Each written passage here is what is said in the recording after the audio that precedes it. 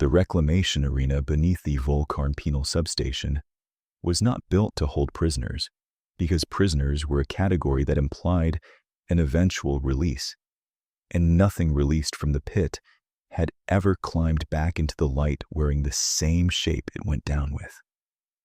The structure sat 800 meters below the surface of a tide-locked world the Coalition had stopped naming, in the dark hemisphere where the cold settled into the rock and never lifted, and the engineers who designed it had bored a single vertical shaft through 40 meters of basalt into a natural cavern the size of a cathedral. Into that cavern they had introduced the apex fauna of 3 failed colony worlds, creatures bred for hostile environment suppression, and then declared too unstable to deploy, and they had sealed the top with a ferroglass iris that opened only downward, only to drop something in, never to lift something out. The official designation was Containment Reclamation Unit 9. The guards called it the Throat. And for 11 cycles, the Throat had swallowed every condemned thing the station's tribunal could not be bothered to execute cleanly, and it had never once given an answer back, which was precisely why the man they lowered through the iris on the 12th cycle represented a problem the warden had not anticipated. The man's name was Eli Voss, and the tribunal had recorded his crime as sabotage of a Coalition asset, which was the kind of phrase that could mean a man had burned a fleet, or that he had simply seen something he was not meant to see. He did not look like sabotage. He looked like a maintenance technician at the end of a long shift, which is exactly what he had been before the arrest. A man of perhaps 34, with grease-dark hair and forearms marked by old burn scars and hands that never quite stopped moving, that turned a small steel washer over and over between 2 fingers as though the motion were a form of thinking.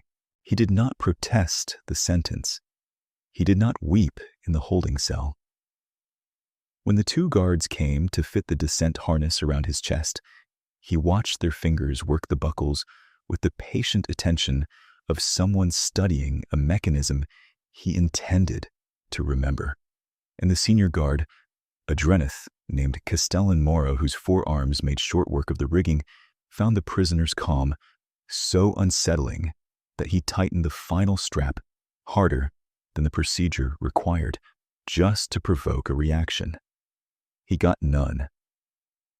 The prisoner only looked up at him with mild curiosity and said in a voice scraped down to the bone that the descent winch on the left spindle was running 3 degrees out of true and would seize within 40 descents if no one corrected the bearing.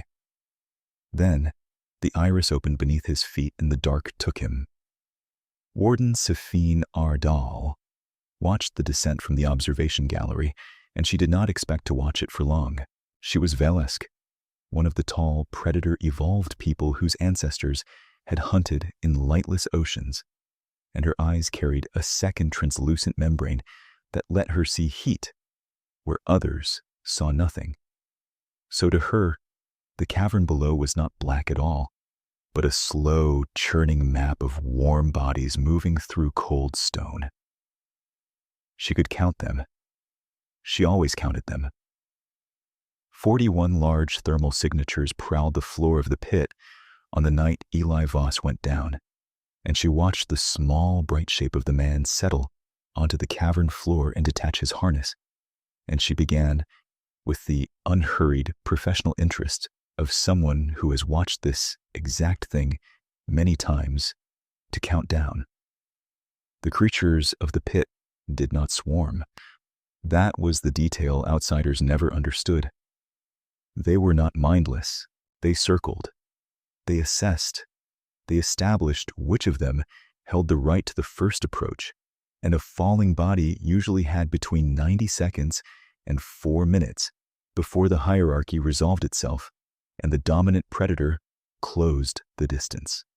Safine settled her weight against the gallery rail and waited for the 90 seconds to begin. They did not resolve into an attack. That was the first wrong pixel in a system she had trusted for 11 cycles. The largest of the thermal signatures, a thing she had privately cataloged as the Pale Sovereign for the way it moved the others aside without contact, approached the man to within 4 meters and then stopped. And the man did not run. And the man did not freeze. And the man did not do any of the things that warm, falling bodies did. He crouched. He set his palm flat against the cold stone of the cavern floor and held it there. And he waited. And after a long moment, the Pale Sovereign lowered its enormous wedge of a head and mirrored the gesture, pressing one clawed forelimb flat against the rock beside the man's hand, and Safine Ardal, who had counted down 41 descents and watched 41 bodies become something else, found that she had stopped counting. To understand why the pit did not eat Eli Voss, it is necessary to understand what Eli Voss had been before the coalition decided he was sabotage. And to understand that, it is necessary to understand the salvage rigs of the Tanhalf Drift, where he had been born and raised, and where he had learned the only trade his family had ever known. The drift was a debris field, the scattered carcass of a shipbreaking yard that the coalition had abandoned when the contracts dried up. And the people who stayed behind in the abandoned yard made their living the way scavengers always have, by going into dead and dangerous places and bringing out the things that could still be sold. Eli's grandmother had taught him the first rule of the work before he was old enough to wear a pressure suit that fit. And the first rule was that everything that moves is talking, and the only question is whether you are listening. A reactor talked through vibration. A failing seal talked through the pitch of escaping air.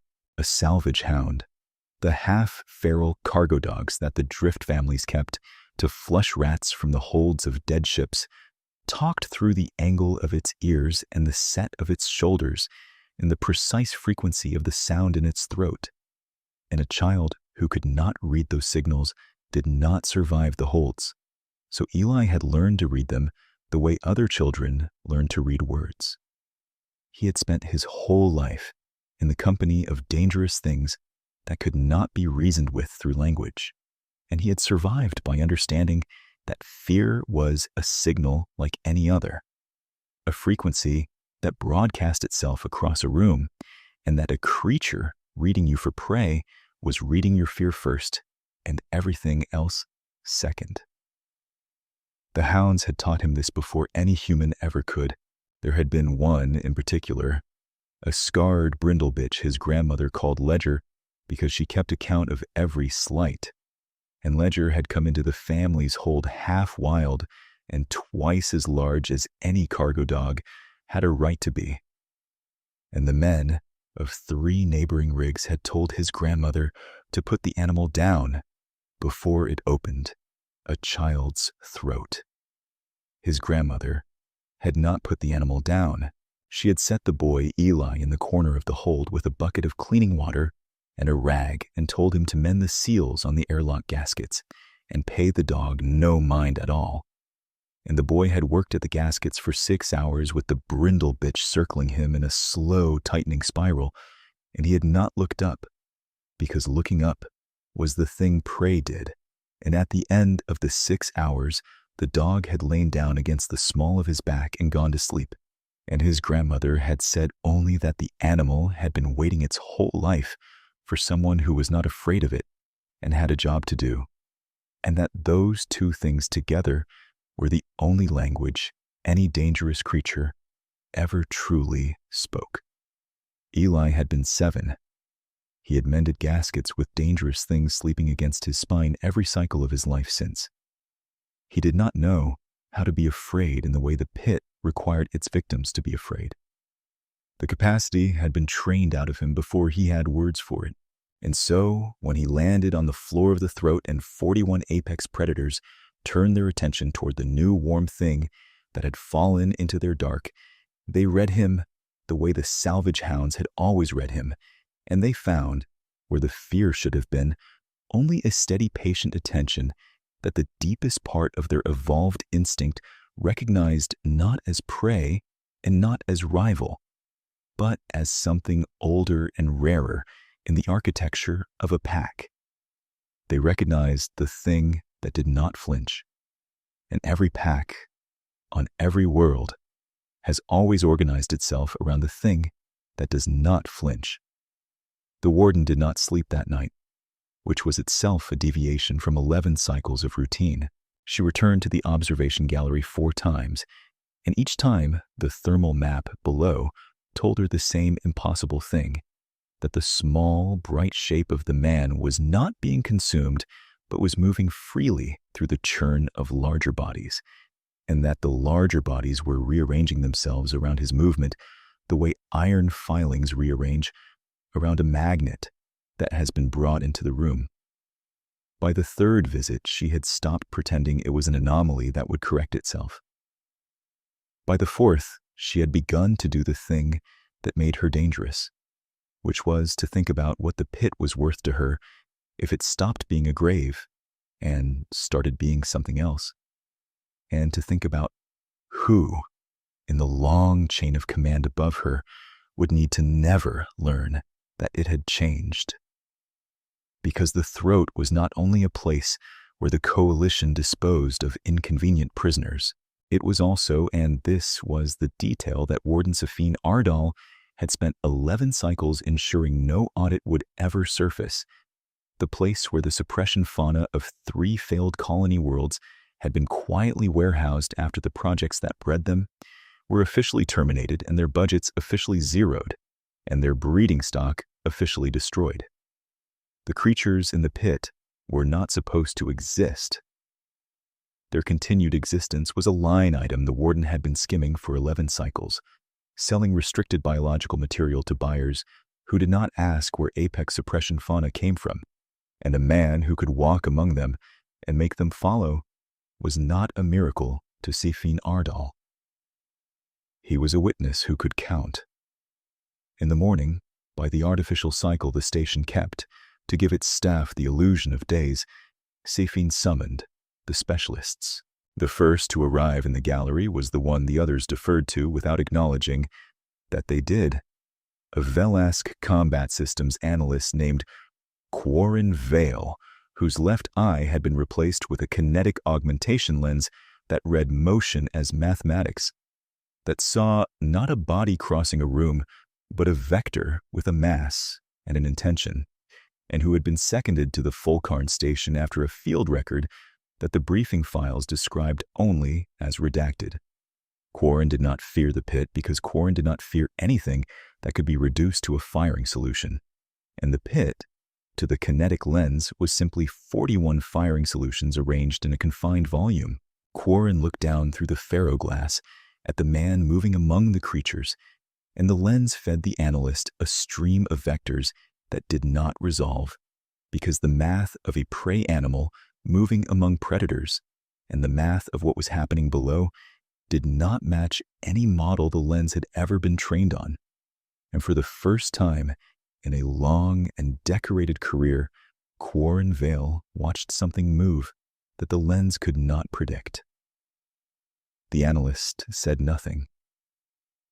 But the analyst did not look away. The second specialist was a Drenith xenobiologist named Hask Tobermana, four-armed like all his people, with the perpetually irritated demeanor of a man whose expertise was constantly being interrupted by reality refusing to behave.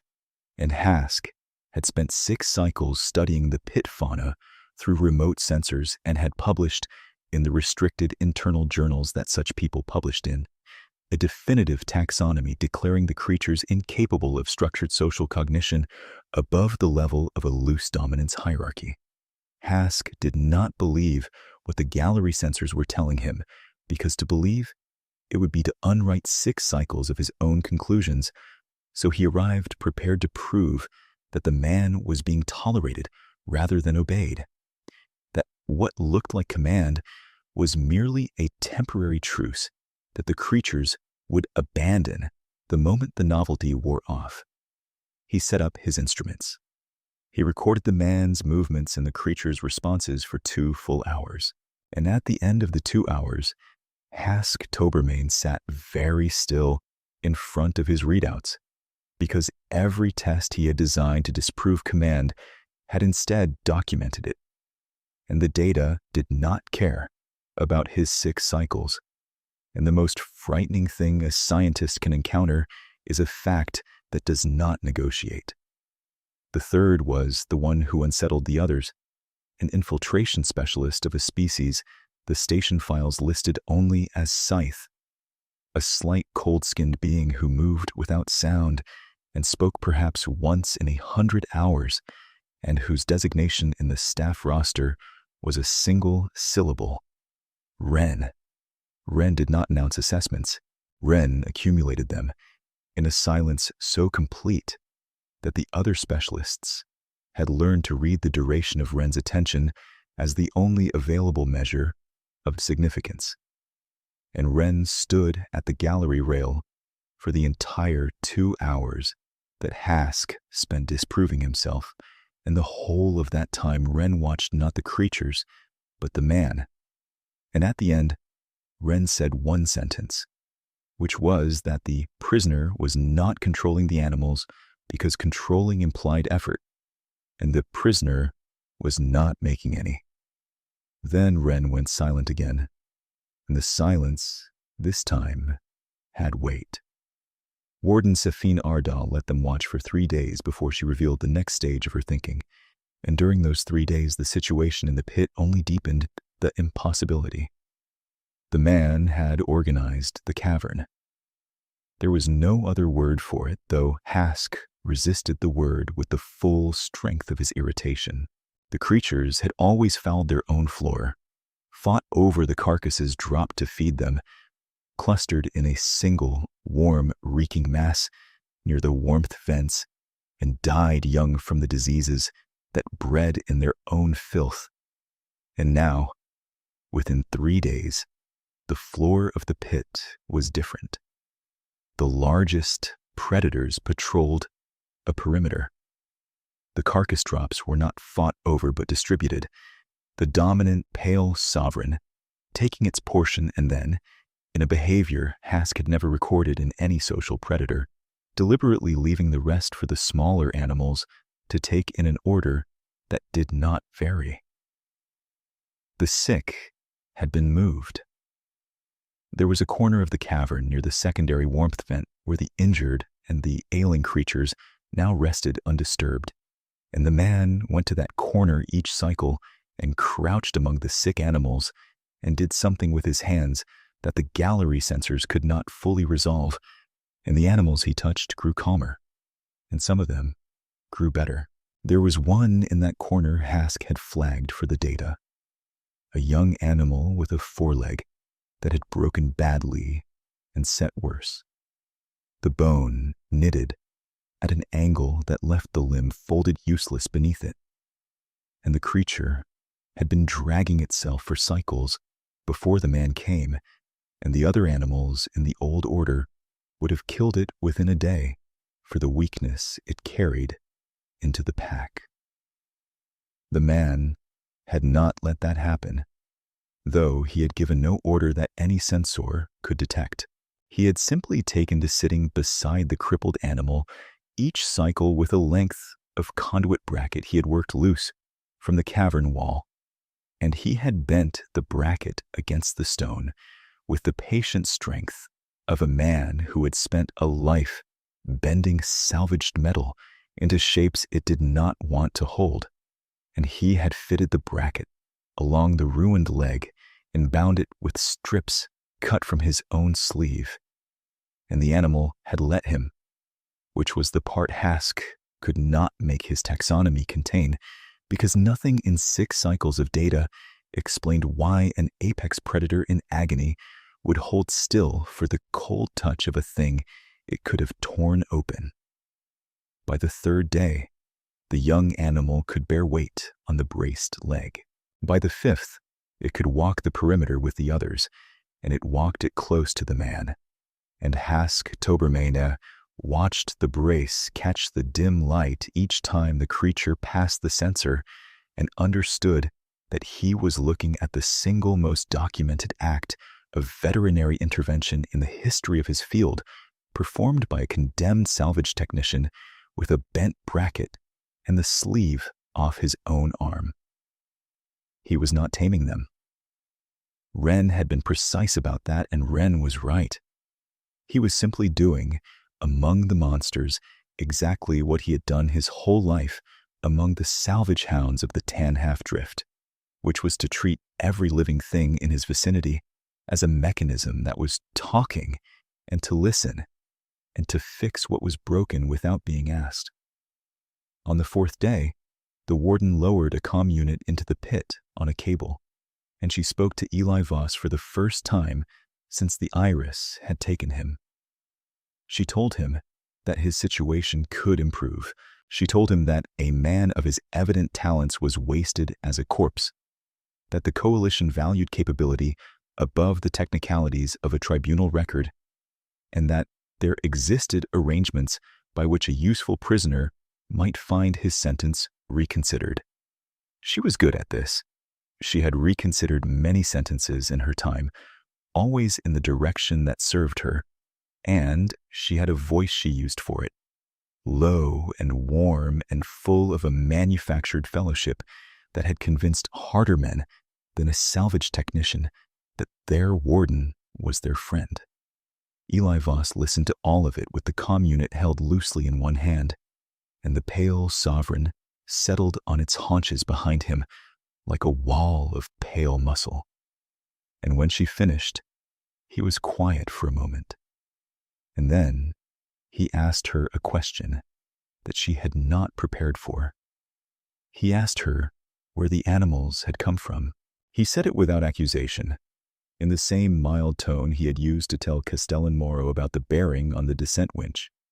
And he said that he had been a salvage man his whole life, and he knew the difference between a thing that had evolved and a thing that had been built, and that the creatures in the pit had been built, every one of them, their bone density wrong for their muscle mass, their stress responses tuned past anything a natural world would select for, and that someone had made them on purpose and then put them somewhere they were never supposed to be found. And then he stopped talking, and he waited. And on the floor of the pit, 41 apex predators went still in the exact instant that he did. And Warden Safin Ardal understood with the cold clarity of a predator recognizing a larger predator that the man at the bottom of her grave had already found the line item. She did not answer the question. She cut the comm and reeled the cable up, and she went to her private office and sat in the dark of it for a long time, doing the arithmetic of her own survival. And the arithmetic was simple and ugly. The prisoner knew. The prisoner could not be allowed to leave. But the prisoner could no longer be killed by the pit, because the pit had become his, and any guard she sent down through the Iris would be sending a single warm body into a cavern that now answered to the man she wished that body to kill. She needed a method of disposal that did not require the cooperation of the animals, and she had one because the throat had been engineered with a failsafe for the unlikely event that its contents ever needed to be sterilized. Beneath the cavern floor ran the planet's geothermal arteries, channels of superheated vapor that the station tapped for power, and a single override sequence entered from the warden's own console would vent those arteries directly into the pit and fill the cavern with steam hot enough to cook the air. It would kill everything below. The animals were worth money to her, but a witness was worth her life, and Safin Ardal had always known the price of the things she was willing to lose. The override required a 45-minute charging cycle on the vent system, and it cannot be hidden because the charging cycle drew enough power that the station's environmental systems would flag the draw, and the specialists in the gallery would see the flag. Safine had accounted for this. She had decided that the specialists would not matter, that by the time they understood what the power draw meant, the cavern would already be sterilized and the question would already be closed. And she was wrong about exactly one of them, because she had spent her whole career reading people as instruments she could play, and she had never once learned to read the one specialist who made no sound. Ren had been watching the man for 9 days, and in 9 days, Ren had revised an internal assessment 3 times, which for a being of Ren's discipline was the equivalent of a hurricane. The first revision had moved the prisoner from the category of anomaly to the category of capability. The second had moved him from capability to something Ren did not have a clean word for, a kind of structural integrity that did not depend on circumstance. A man who would do the correct thing whether or not anyone watched, whose goodness was not a performance but a property, like the density of a metal. The third revision was the one that mattered, and it had come on the 7th day, when Ren had watched the man, alone in the pit, and believing himself unobserved, carry water in his cupped hands across 40 meters of cavern floor to a dying animal too weak to reach the seep, an animal that could give him nothing, that would be dead by the next cycle, that no calculation of survival or advantage could justify the effort spent on. And Ren had understood in that moment that the prisoner was not surviving the pit through strategy. He was simply continuing, in the worst place in the known systems, to be the thing he had always been. And Ren, who had spent a lifetime in the cold arithmetic of infiltration, found in the silent watching of it something that the arithmetic had never accounted for and could not dismiss. So, when the power flag appeared on the gallery readout on the 9th day, and Hask Tobermain glanced at it and dismissed it as a routine geothermal charge, and Quarren Vale's kinetic lens registered it as a non-kinetic event and filed it as irrelevant, Ren did not dismiss it. Ren had spent 9 days learning the warden's patterns the way the warden believed she had spent a career learning everyone else's, and Ren knew that the warden had cut a comm with the prisoner 5 days ago and had not spoken to him since, and that a warden who had stopped speaking to a problem was a warden who had decided to solve it. Ren cross-referenced the power draw against the station's restricted engineering schematics. The ones a being of Ren's clearance was not supposed to be able to open and opened anyway. And Ren found the geothermal override, and Ren read the 45-minute charge cycle, and Ren understood that in 45 minutes the warden was going to vent the arteries and cook the pit and everything in it, and that the everything in it included a man who had carried water in his hands to a dying animal that could give him nothing. Ren did not raise an alarm because an alarm would warn the warden that her timing had been read. Ren went to the maintenance spine of the station, the cramped service corridors that the specialists never entered, and that Ren had mapped in the first 3 days out of an old infiltrator's habit. And Ren went looking for the override's physical relays because a sequence entered from a console could be canceled from a console, but a charge cycle already running could only be stopped where the power actually flowed.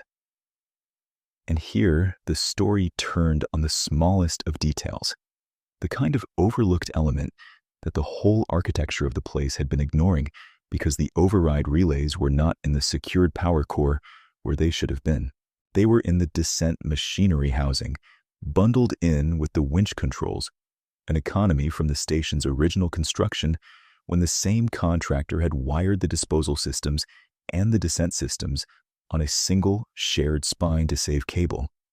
And Ren stood in front of the descent machinery and looked at the winch and remembered, with the total recall of the trained, the very first thing the prisoner had said as he was lowered into the dark, which was that The descent winch on the left spindle was running 3 degrees out of true and would seize within 40 descents if no one corrected the bearing. It had been 41 descents. The bearing had seized. The left spindle had locked 9 days ago, and no one had noticed because nothing had been lowered since, and the seized spindle had warped the shared spine by a fraction of a degree, and that fraction had pulled the override relay bundle out of its seated contacts by the width of a fingernail, and the charge cycle the warden had initiated from her console was running. The power was flowing, but it was flowing into a relay that was a fingernail's width from where it needed to be to complete the circuit. And Wren, looking at the gap, understood that the man at the bottom of the pit had diagnosed the mechanism of his own salvation on the way down, without knowing that was what he was doing, because he had spent his whole life unable to stop himself from naming the thing that was about to break. Wren had perhaps 12 minutes before the charge cycle, straining against the bad contact, either burned through the gap or tripped the station's fault detection. Both outcomes ended the same way for the man in the pit. Wren needed the relay to stay exactly where it was, disconnected, until the charge cycle exhausted itself harmlessly. And to do that, Wren needed to hold the warped spine in its current position against the slow, relentless pressure of the seized winch trying to settle, and there was no tool for that. There was only Wren's own body wedged into the machinery housing with both cold-skinned hands braced against the spine, holding the gap open by main force while the relay sparked a fingernail's width away, and the metal grew hot under the strain. Wren held it, the silence specialist, who had never in 9 days made a sound, made one then, a low, continuous exhalation through clenched teeth as the charge cycle climbed toward its peak and the spine fought to close the gap, and the relay arced blue in the dark of the housing.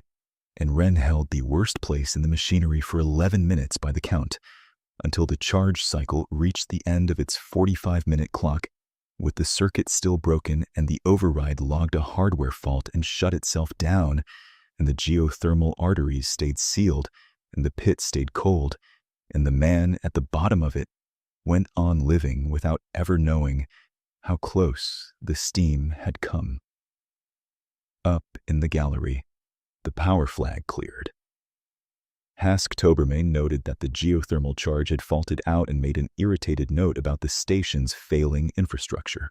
Quarren Vale's kinetic lens registered nothing, because nothing kinetic had occurred that the lens could see, only a slight cold-skinned being holding still in the dark, which was the one thing the lens had been built to ignore. Neither of them knew what had nearly happened, but Quarren Vale, who could not predict the man in the pit, had spent 9 days unable to look away from the unpredictability. And on the 9th day, after the flag cleared, the analyst did a thing the analyst could not afterward fully explain. Quarren pulled the station's full disposal logs, the 11 cycles of them, and ran the warden's signature against the disposal record, and the kinetic lens that read intention, as mathematics found, in the cold columns of who had been dropped into the throat and when, a pattern, a vector, an intention, and the intention was not justice. It was housekeeping.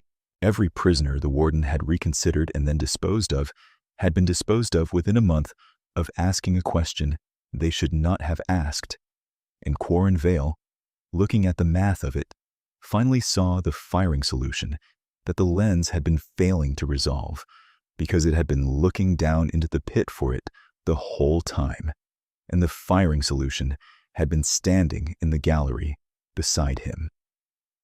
The specialists did not confront the warden.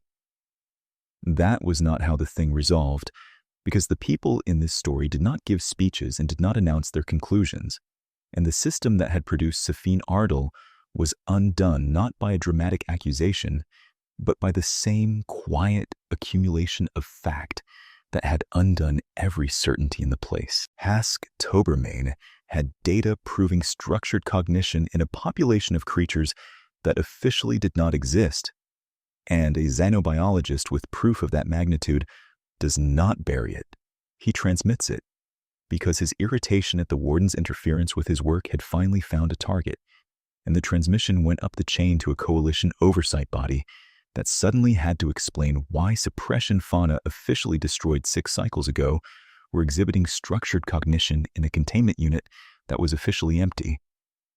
Quarren Vale had a disposal pattern that read as a homicide ledger, and Wren had a relay still seated a fingernail's width out of contact, photographed and time-stamped, with the warden's own override sequence logged against it. None of them spoke to the others about what they had found. They did not need to. They simply each released the thing they were holding into the channels where it could not be recalled.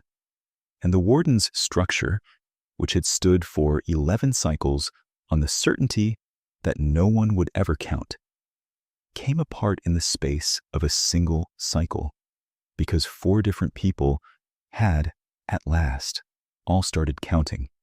When the oversight investigators came, the warden was already gone, lifted off the station on the last supply skiff with a falsified transit record and a destination she had prepared years ago against exactly this possibility, because a rationally corrupt person always keeps an exit, and Safine Ardal had never once in her career been the kind of fool who believed her own structure was permanent. She was not punished in any way the man in the pit would ever see.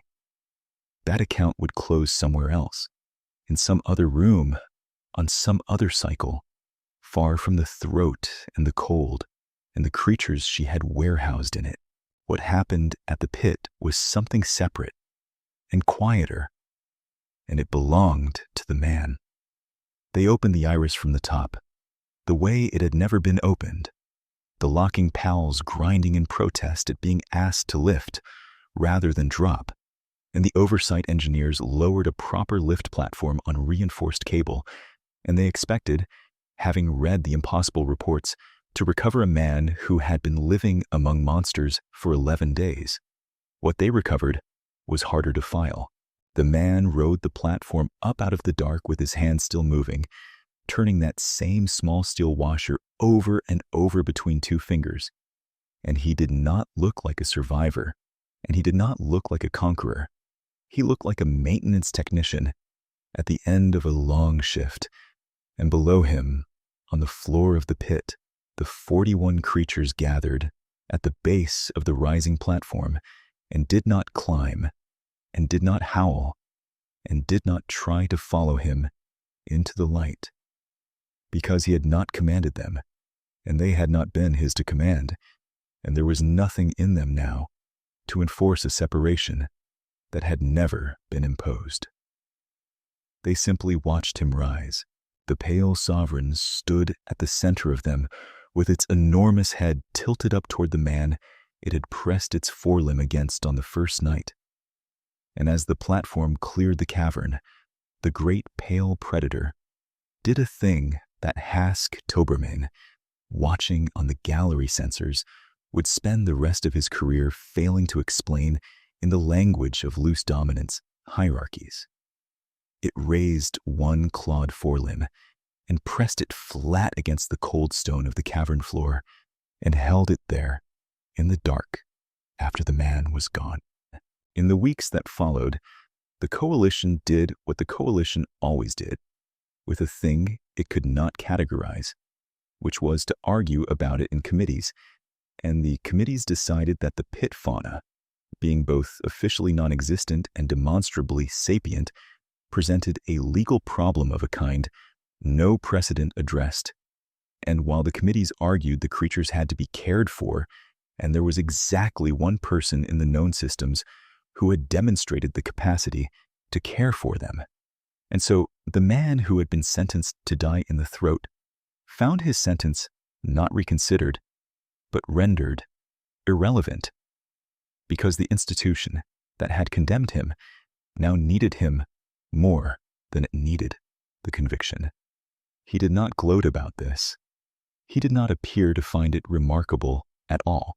He simply went back down into the pit each cycle on a proper platform now, with proper equipment and a salary the coalition was deeply uncomfortable paying him, and he did, among the creatures, what he had always done, which was to treat every living thing in his vicinity as a mechanism that was talking, and to listen, and to fix what was broken.